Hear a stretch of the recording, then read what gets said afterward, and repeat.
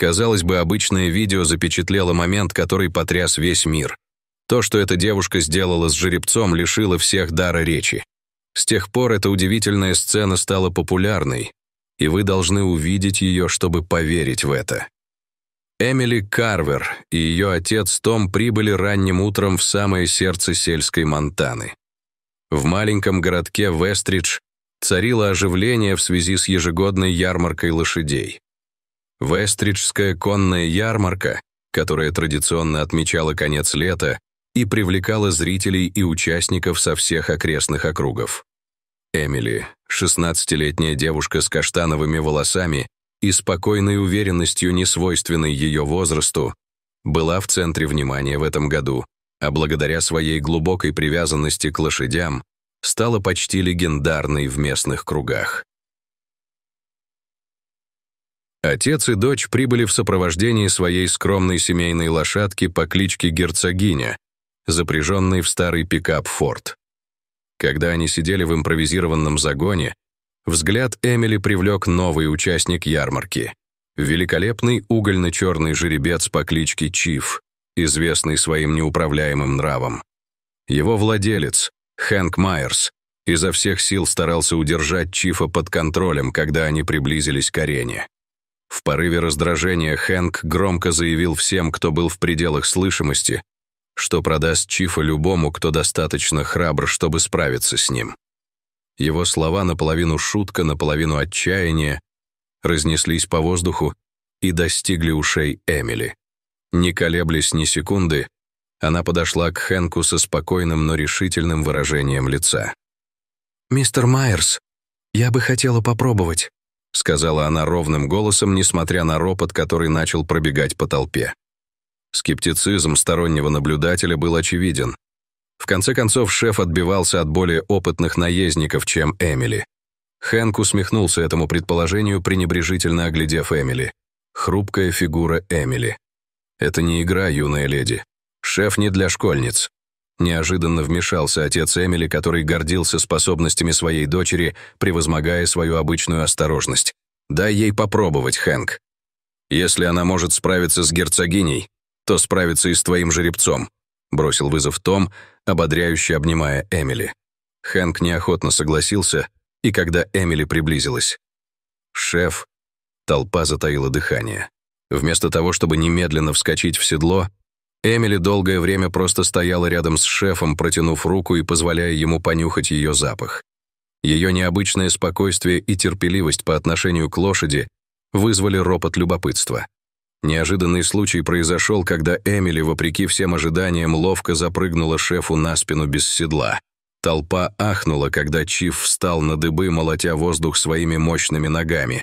Но Эмили не отпускала его, шепча ему на ухо так тихо, что только Чиф мог слышать ее голос. Постепенно его мышцы расслабились, а копыта мягко опустились на землю. Теперь уже верхом на Чифе Эмили повела его к главной площадке соревнований.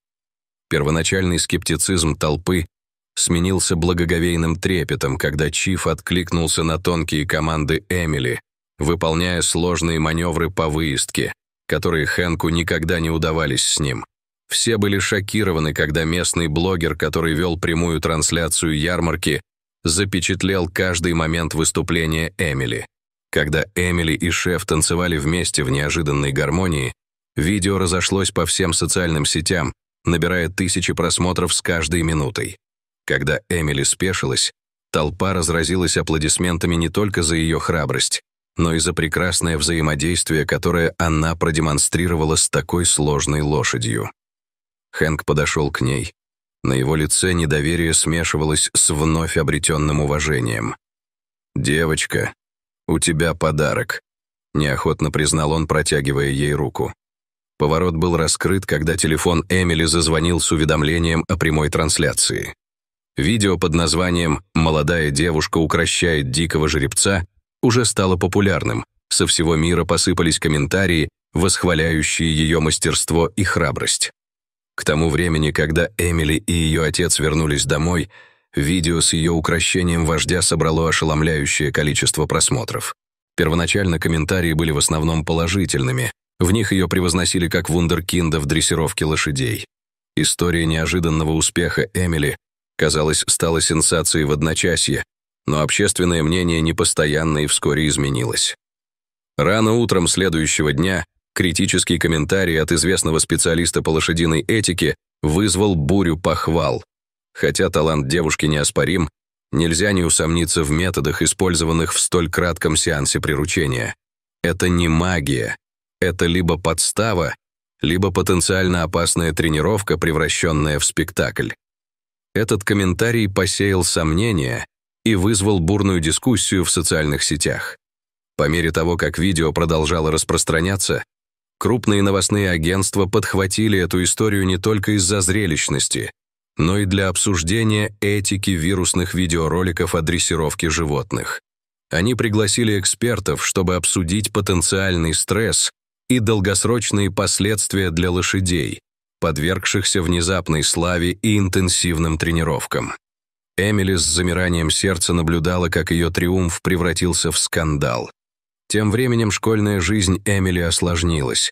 Шепот преследовал ее, когда она шла по коридорам. Некоторые одноклассники боготворили ее новообретенную славу, другие возмущались этим.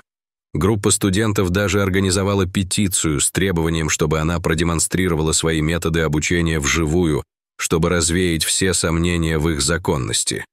Затем у нее появился неожиданный союзник. Известный тренер по верховой езде из соседнего штата обратился к Эмили, предложив поддержку и руководство. Он выразил уверенность в ее способностях и пригласил ее к себе на ранчо, чтобы обучиться передовым, гуманным методам дрессировки, которые помогут развить ее природный талант и, возможно, доказать неправоту ее критиков. В разгар этой суматохи Эмили получила анонимное электронное письмо с видеообращением. Это была подборка ее воспоминаний о времени, проведенном с лошадьми за эти годы, прекрасно отредактированная, чтобы показать ее нежный подход и позитивные изменения, происходящие с животными, с которыми она работала. Видео заканчивалось посланием: «Истинный талант проявляется в противоречиях. Продолжайте доказывать, что они неправы». Воодушевленная, но настороженная, Эмили поняла, что ее путь вот-вот примет более серьезный оборот. Ей нужно было выбрать: уйти от внимания общественности или принять его и использовать свою платформу для пропаганды этичного воспитания животных.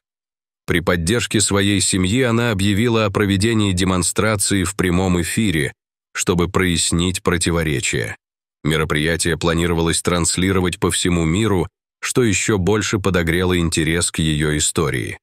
Когда начались приготовления, местная группа по защите прав животных объявила, что они посетят демонстрацию, чтобы убедиться, что методы Эмили были прозрачными и гуманными. Их присутствие обещало дополнительное давление, но также давало Эмили возможность продемонстрировать свою искреннюю заботу и опыт на более широкой сцене. За несколько дней до мероприятия, во время обычной тренировки, Чиф, жеребец, которого она славно приручила, неожиданно разволновался, чем сбил Эмили с толку. Инцидент, запечатленный камерой ее отца, просочился в интернет перед демонстрацией, что еще больше поставило под сомнение ее способности и вновь вызвало опасения по поводу того, как она справляется с лошадьми. Несмотря на растущий скептицизм, наставник Эмили, известный тренер, который обратился к ней ранее, неожиданно прибыл на их ранчо. Его неожиданное появление принесло не только поддержку, но и богатство знаний. Он тесно сотрудничал с Эмили, совершенствуя ее методы и морально готовя к предстоящим испытаниям.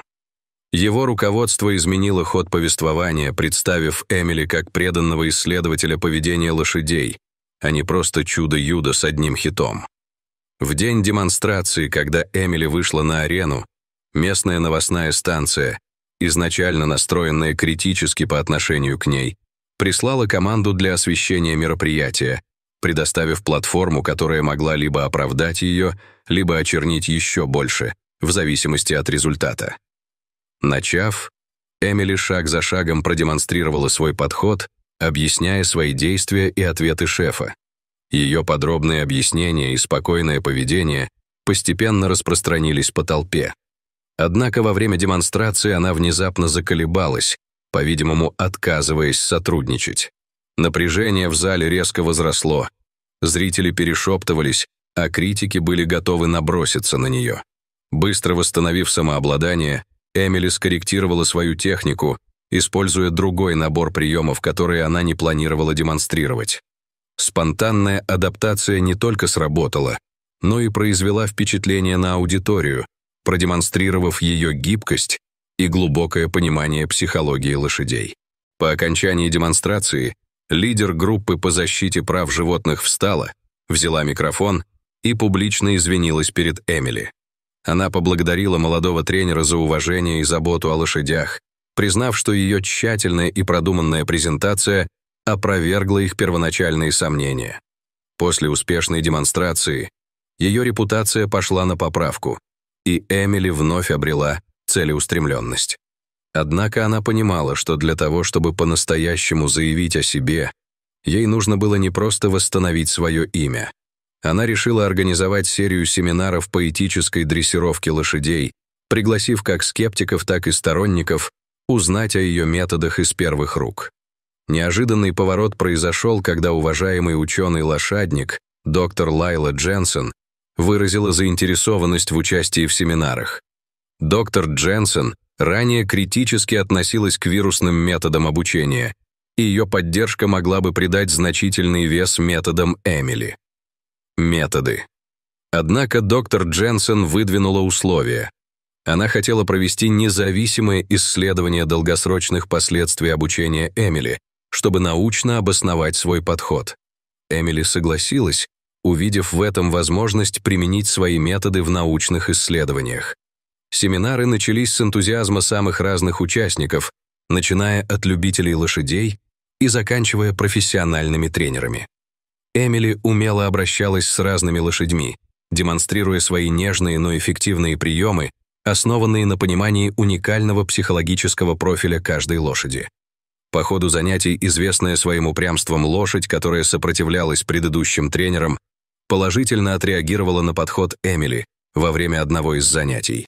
Трансформация была глубокой и мгновенной, поразив зрителей и предоставив ощутимые доказательства эффективности ее метода. Тем временем продолжающееся исследование доктора Дженсен привело к неожиданному повороту событий. Предварительные результаты показали, что лошади, обученные под руководством Эмили, демонстрировали более низкий уровень стресса и улучшали поведенческие показатели по сравнению с лошадьми, обученными по более традиционным методам. Это свидетельство стало весомым подтверждением работы Эмили, но доктор Дженсен предупредил, что для получения окончательных результатов необходимо больше данных. Узнав о выводах доктора Дженсен, крупная организация по защите животных обратилась к Эмили. Они предложили ей сотрудничество в продвижении гуманных методов дрессировки по всей стране. Это партнерство дало бы Эмили возможность влиять на более широкое сообщество любителей лошадей и выступать за перемены в национальном масштабе. Когда семинар подошел к концу, к Эмили подошел режиссер-документалист, который незаметно наблюдал за ходом семинара. Он предложил создать полнометражный документальный фильм о ее путешествии и влиянии ее философии обучения на мир лошадей. Ожидание выхода документального фильма придало истории Эмили новое звучание.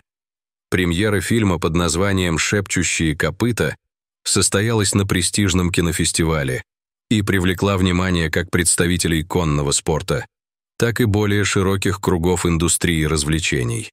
Эмили присутствовала на премьере. Ее нервы были на пределе из-за волнения, вызванного возможностью поделиться своим путешествием с мировой аудиторией. Во время сессии вопросов и ответов после премьеры известный тренер по верховой езде из Европы публично бросил вызов Эмили, поставив под сомнение масштабируемость ее методов для более крупных тренировочных комплексов. Его скептицизм вызвал бурную дискуссию среди аудитории, разделив мнения и вызвав шумиху в средствах массовой информации. В ответ Эмили, проявив хладнокровие, пригласила скептика на публичную демонстрацию, запланированную на следующий месяц, предложив обучить нескольких лошадей из разных стран, чтобы доказать адаптивность и эффективность ее методов.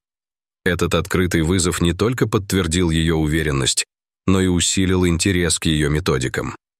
Пока Эмили готовилась к этой масштабной демонстрации, один из ведущих конно-спортивных журналов предложил осветить мероприятие и взять у нее интервью. Выставка предоставила возможность охватить более широкую аудиторию, но это также означало, что ставки были выше, чем когда-либо. Эмили обнаружила, что у одной из лошадей, отобранных для демонстрации, в анамнезе были травмы и сильное беспокойство, но ее команда упустила этот факт из виду. Столкнувшись с этой проблемой, Эмили увидела шанс по-настоящему продемонстрировать глубину своего понимания поведения лошадей. Она адаптировала свою программу, включив в нее методы, связанные с травмами, которые она разработала в сотрудничестве с лошадиными психологами. Когда наступил день демонстрации, Эмили работала с беспокойной лошадью, и ее усилия были встречены молчанием зачарованной толпы. Трансформация лошади, когда-то нервозной и недоверчивой, в спокойное и отзывчивое животное, была впечатляющей. Успешное вмешательство продемонстрировало потенциал ее методов для решения более глубоких поведенческих проблем, выходящих далеко за рамки базовой дрессировки на послушание. Сразу после демонстрации представитель Международной организации по защите животных обратился к Эмили с предложением профинансировать исследовательский институт, занимающийся изучением и преподаванием ее методов дрессировки. Эта возможность позволила бы ей расширить свое влияние и внести свой вклад в академическое понимание гуманной дрессировки животных.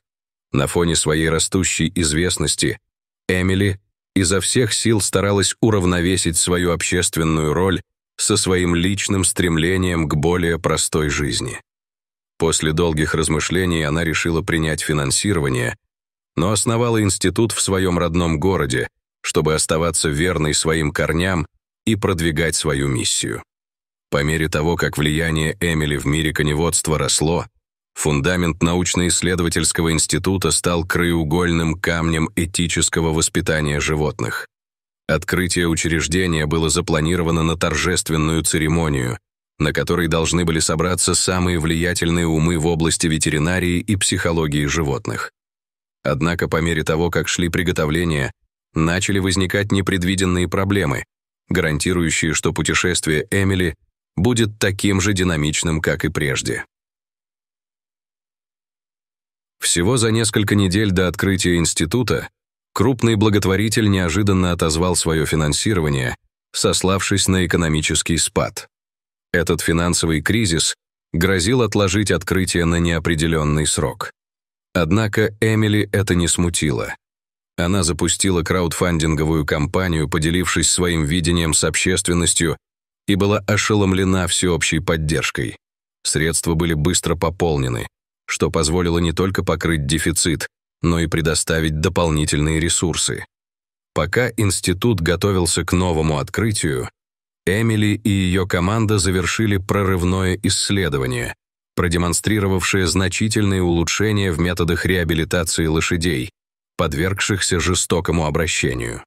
Исследование было принято к публикации в престижном научном журнале, что свидетельствует о потенциальном влиянии института на благополучие животных и методологии их дрессировки. Во время живой демонстрации на церемонии открытия института была показана лошадь, которую Эмили лично реабилитировала в течение нескольких месяцев. Продемонстрировал невероятный прогресс, впервые выступая перед аудиторией без признаков беспокойства. Эта живая история успеха наглядно продемонстрировала миссию и возможности института, обеспечив дальнейшую академическую и финансовую поддержку со стороны различных организаций. Однако с ростом популярности института Эмили столкнулась с растущим давлением, требующим повторить ее успех в более широком масштабе и в различных условиях. Критики сомневались, что ее методы могут быть универсально применены во всех сценариях обучения. В ответ Эмили инициировала серию совместных проектов с международными учебными центрами, чтобы адаптировать и протестировать свои методы в различных условиях, стремясь создать универсально применимую модель обучения. Во время регулярного обзора программ института Эмили осознала потенциал распространения своих методов не только на лошадей, но и на другие виды животных. Вдохновленная, она начала создавать новое подразделение в институте, ориентированное на более широкое применение ее принципов гуманного обучения. По мере того, как росла репутация Эмили, ее методы привлекали внимание не только тренеров по верховой езде, но и специалистов за пределами конно-спортивных кругов. Признавая ее уникальный подход к поведению животных, ведущее зоологическое общество обратилось к Эмили с новаторским предложением. Они пригласили ее применить свои методы в пилотной программе, направленной на реабилитацию спасенных диких животных, особенно тех, которые пострадали в результате незаконного браконьерства и торговли ими. Поначалу Эмили колебалась, но потом увидела в этом возможность проверить универсальность своих методов. Она согласилась возглавить команду, которой было поручено реабилитировать группу травмированных слонов, спасенных от браконьеров в Африке. Проект был сложным из-за размера слонов, их интеллекта и глубоких психологических травм, которые они несли с собой. Эмили отправилась в заповедник дикой природы в Кении, окунувшись в совершенно новую среду, где ставки были значительно выше. Во время своего пребывания в Кении Эмили познакомилась с доктором Самирой Мванги, ветеринаром, которая поначалу скептически отнеслась к методам Эмили, опасаясь, что они могут чрезмерно упростить решение сложных проблем. Однако, увидев уважительный и терпеливый подход Эмили к слонам, Самира стала важным союзником, предоставляя научные знания, которые улучшали интуитивные методы Эмили, сочетая традиционные знания с современной наукой. Как только со слонами наметился прогресс, заповедник столкнулся с серьезной угрозой со стороны браконьеров, пытавшихся саботировать проект, опасаясь, что успех может привести к ужесточению законов о борьбе с браконьерством. Однажды ночью произошло проникновение, но благодаря новым мерам безопасности, принятым по предложению Эмили, попытка была пресечена. Однако этот инцидент привел команду в состояние повышенной готовности и бросил тень на безопасность святилища. Новости о попытке саботажа и успехе программы реабилитации привлекли внимание международных СМИ. История Эмили теперь была не только о дрессировке лошадей, но и о ее более широкой борьбе с преступлениями против дикой природы. Ее работа привела к приглашению выступить в Организации Объединенных Наций, где она выступала за глобальную политику защиты дикой природы и делилась своими идеями по реабилитации животных. Вдохновленная своим опытом работы на глобальной платформе, Эмили решила расширить сферу деятельности своего института, создав отделение, занимающееся восстановлением дикой природы. Она запустила образовательную программу, направленную на обучение защитников природы по всему миру своим методом с помощью технологии виртуальной реальности, которая имитирует различные сценарии дикой природы. Эта инициатива не только распространила ее влияние, но и установила новый стандарт ухода за животными и их реабилитации по всему миру. Через 6 месяцев после создания программы реабилитации диких животных к Эмили обратилось Международное природоохранное агентство с необычной просьбой. Им понадобилась ее помощь с небольшой группой серых волков, которых перевезли в национальный парк на северо-западе Тихого океана. Эти волки, имеющие решающее значение для экологического равновесия, проявили неожиданные признаки агрессии и стресса, что потенциально поставило под угрозу программу реинтродукции.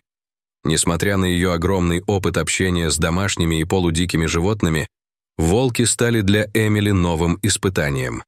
Их дикая природа и критическое отношение общественности к программе реинтродукции еще больше усложнили ситуацию. Город. Движимая своей приверженностью делу защиты животных и восстановления экосистем, она согласилась взяться за эту задачу. По прибытии Эмили столкнулась с противодействием не со стороны защитников природы, а со стороны местных владельцев ранчо, обеспокоенных угрозой, которую эти волки могут представлять для домашнего скота. Ее присутствие и намерения были неправильно поняты, что привело к конфронтации, которая грозила сорвать проект еще до его начала. Эмили приходилось справляться с этими человеческими конфликтами, оставаясь при этом сосредоточенной на своих целях в отношении поведения животных. Чтобы лучше понять поведение волка, не прибегая к навязчивым мерам, Эмили сотрудничала с технологическим стартапом, специализирующимся на мониторинге дикой природы с помощью неинвазивных дронов и анализа с помощью искусственного интеллекта. Эта технология позволила получить беспрецедентное представление о социальной структуре волка и причинах, вызывающих стресс, что позволило Эмили адаптировать свой подход более эффективно, чем когда-либо прежде. Когда ситуация с владельцами ранчо обострилась, вновь появилось знакомое лицо, предложившее поддержку. Доктор Самира Мванги, ныне уважаемый деятель в области охраны дикой природы.